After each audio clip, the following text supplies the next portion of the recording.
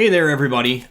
This video is intended for beginner competitors, those that are new to swivel, doubles, anything that you need to make your own music for show skiing.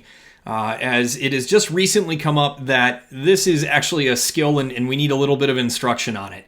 And so right now this video is being done for the Flaunt It and Dub It competitions, but this would apply equally to Wisconsin State, any of the other regional tournaments, prepping for a national tournament, that kind of stuff. So a couple of things I'm trying to do here. This is intended to be the cheapest, quickest, most efficient way that you can prep your music. By all means, if you know somebody who is good with IT, is a creator that does video editing or perhaps is into digital music and remixing and stuff, they're going to do a way better job than these videos are. And if you have that kind of friend, tap them for a favor and go and ask them to help you with this, because it'll make your life a lot easier.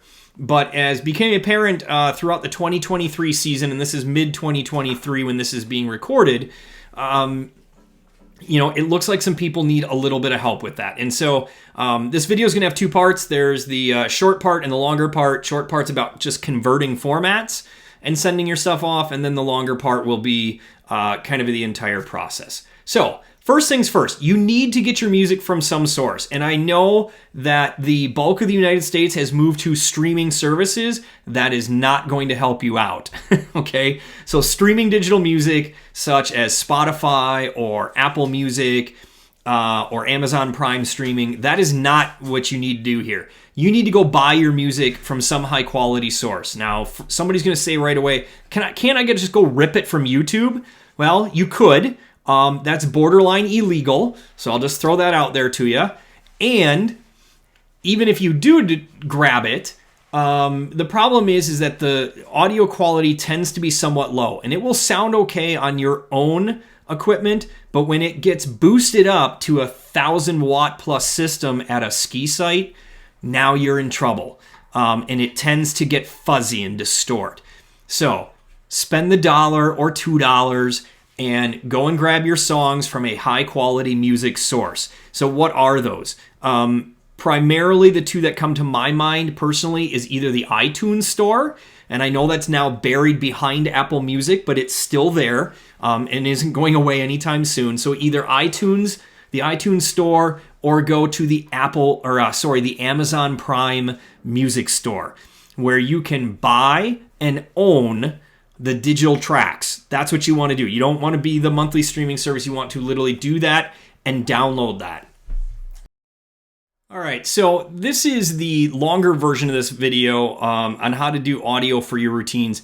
And it's going to take a little bit longer dive into actually remixing a little bit with Audacity. And again, this is just scratching the surface, the very easiest way to do this, showing you how to extend a song out, past 5 minutes for your routine.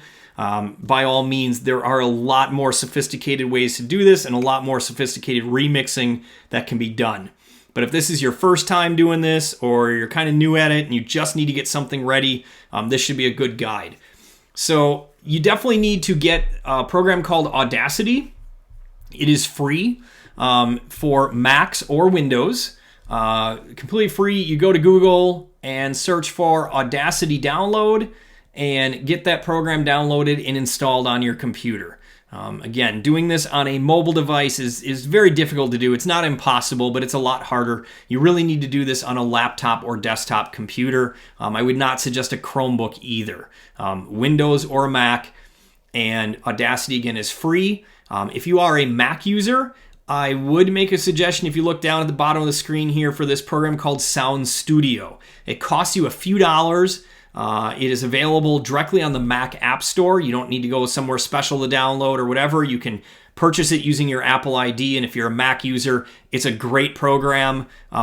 Cheap in cost, powerful in what it can do, but also powerful in its simplicity. And I have used it for years to remix audio and stuff for various ski teams and individual competitors as well. So that's only if you're on a Mac. I don't believe they make it for Windows. But again, Audacity, totally free and available on both platforms. So once you have Audacity installed, You open that up, and this looks identical on a Mac or a Windows computer. It doesn't matter which one you're on. And we want to get the program, or not the program, sorry, the song that you have purchased or downloaded or wherever it came from into Audacity. And in the case that I have here, this song happened to come from a place called No Copyright Sounds, NCS. Just giving a little promo for them, mainly because it's totally free and it's copyright free, meaning you're not going to violate copyright doing it. Check out their website, No Copyright Sounds. Look it up on Google. That's where this came from. It happens to be an M4A file, and I'm going to tell my computer to open that up with Audacity. So, opens up, looks like this. You don't need to know what all this gobbledygook means. It's a waveform. It's the visual representation of the music. And as you can see, my music is only a little bit longer than 2 minutes and 30 seconds, maybe 2 minutes and 45 seconds. This song is short, and I need to get to 5 minutes. And a hint from me to you don't cut your music right at 5 minutes. Go a little bit over. So I always say have at least 10 seconds of extra music, and then you're good. So I need to add to this to get myself out to the 5-minute part. You can loop the whole song. I'm not going to go into the nuances of remixing and finding, prominent downbeats and stuff like that. I'm going to give you a really just quick kind of basic down and dirty. Listen to your song first. I've already done that with this one. I'm actually going to grab from right about here, and I'm going to highlight this whole part. This works like a word processor, just like I'm highlighting a sentence on a word processor, and I grab right to the end, and I go up to Edit, Copy. And then I want to add tracks. So I go up to the Tracks menu, and I go to Add New, and I want to add a new stereo track. And again, I'm expecting that you are on YouTube. You can pause and rewind here. So I am moving rather quickly, but you can always review this easily. So I add the tracks, and what I want to do is place that song somewhere near the end here. I'm going to go with about right here, and I'm going to go Edit, Paste. And now I have the song down here. And then just to, again, very basics, what I want to do is grab maybe the last couple seconds, and you can zoom in, by the way.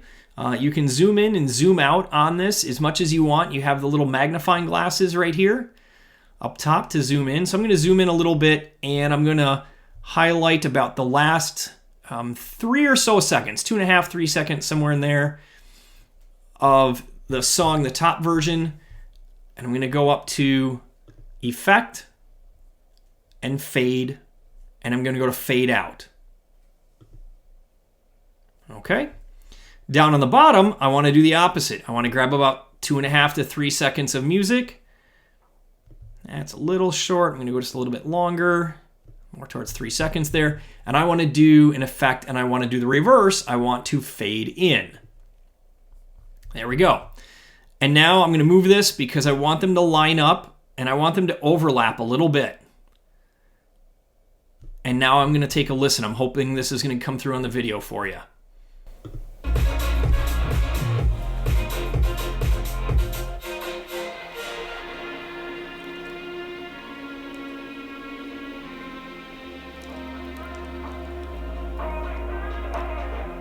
Yeah, that'll work.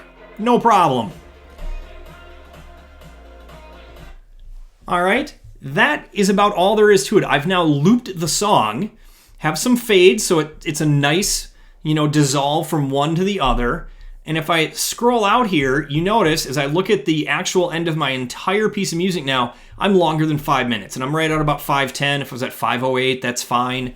But I'm looking good. I've got one piece of music long enough. This could have been 2 different songs. That's always a possibility too. You can put 2 together. And string one song into a different song. But this is just the very basics to get you going. And now, just like the short version of the video, I need to finish up. I go File, Export. I want to export this as an MP3 file. Make sure you're at a higher bit rate. This is the one I recommend, 220 to 260. Give it a name. Please name it with your last name _ first name, and then put down what it's for. This would be for strap doubles.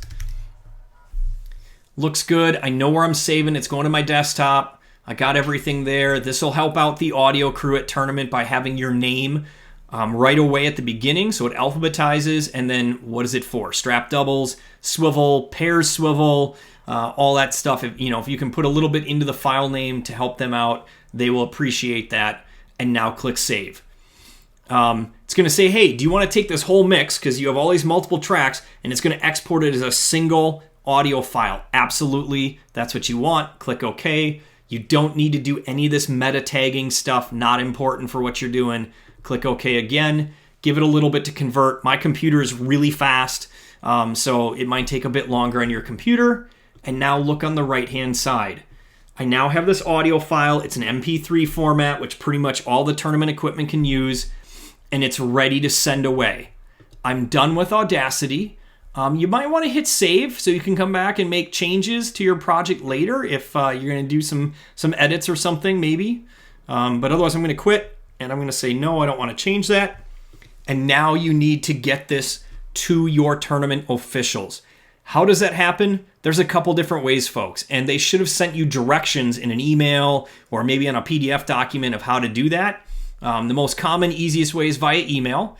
So you would come into email here and create a new email, and whatever address they give you right here, and then give it a subject, obviously, tell them who it's from, and then you just need to attach it. These files, MP3 files, are relatively small, should send via email with no problem. So that's one way. The other way is potentially an upload site, maybe a Dropbox. Maybe it's a Google Drive or some other system they have set up, but they should send you those directions with a link. And so the example I'm going to use here is we're prepping, getting ready for a big Flaunt It and Dub It competition with Naughty Girl, and we've set up a Dropbox. I've actually been the one doing that, and I have a Dropbox upload site, and this was the link that we sent to all the competitors. Gives you a few directions, and it basically says, hey, add your files right here, and it's going to upload. And so here's my file. I can literally just drag it in here. And when I'm ready, I click upload, and away it goes. And it's doing its thing. It'll take a little bit of time, depending on your internet speed, to upload.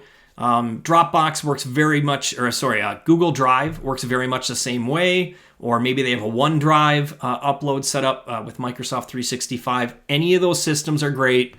And now my file is sent away. You may want to follow up with an email just to double check, make sure they got it.